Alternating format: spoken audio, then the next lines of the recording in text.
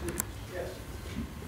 I was just wondering if any research that directly or basically addresses the high competency in countries where the populace is racially homogeneous than in others that are racially heterogeneous. Like, have you seen any direct correlation with, like, you know, I know that race is a big factor in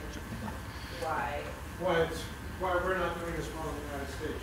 Yeah, but I'm saying, have you come across any research that blatantly addresses the fact that racially homogeneous countries tend to be better than racially heterogeneous countries? Well, here's what we know. The countries that do the best tend to be homogeneous. They tend to be small. Well, you know, they tend to be small. Finland, I mean, no offense, but, you know, Finland would fit inside Los Angeles County. Except they would all speak the same language, and they would have, I mean, even though it may be increasing now, they would have relatively few immigrants that would be a part of their school system. And if you look at, I mean, Singapore is a city-state. I mean, literally, it's, South Korea, Japan are very popular places. Also, they are very homogeneous. But we also have examples of homogeneous countries where there's only one language spoken that don't do well. But there are very few comparable countries with the diversity that we see. Canada is increasingly diverse and is doing, frankly, better than we are.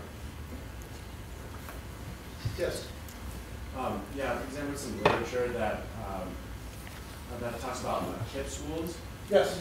And there's some data that shows tests over the course of an academic year between low income and high affluent income students, where the test scores are essentially comparable based off the beginning to the end of the year, but those scores vary widely over the summer months, the 3-month summer months, and I think they attributed that to less resources for enrichment programs for low-income students.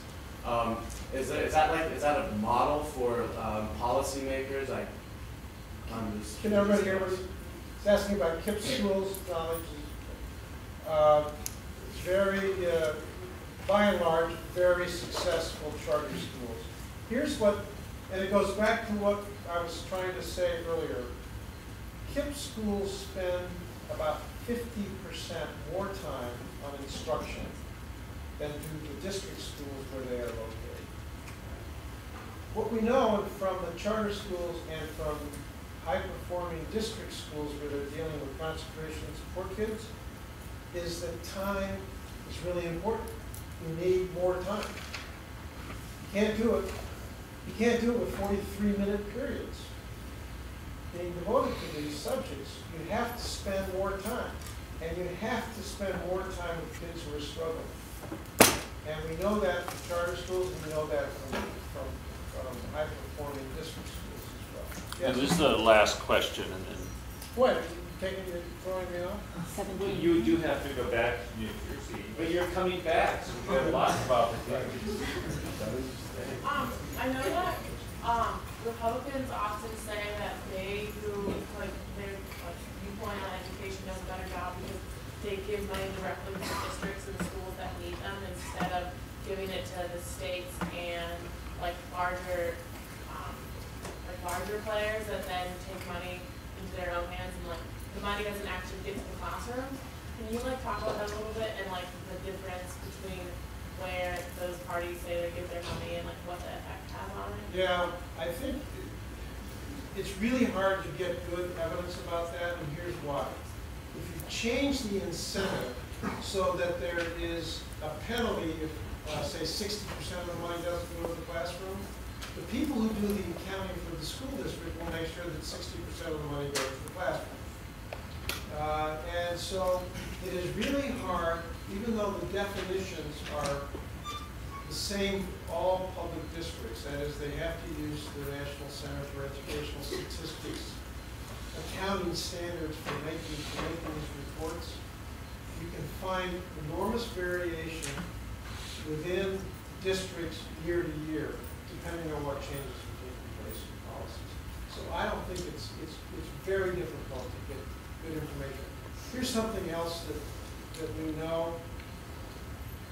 Better performing districts tend to invest more money in trying to help teachers in the classroom by having content specialists and coaches who can help work directly with them and show them how to teach complicated material and stay with them because they're being asked to do a very difficult job.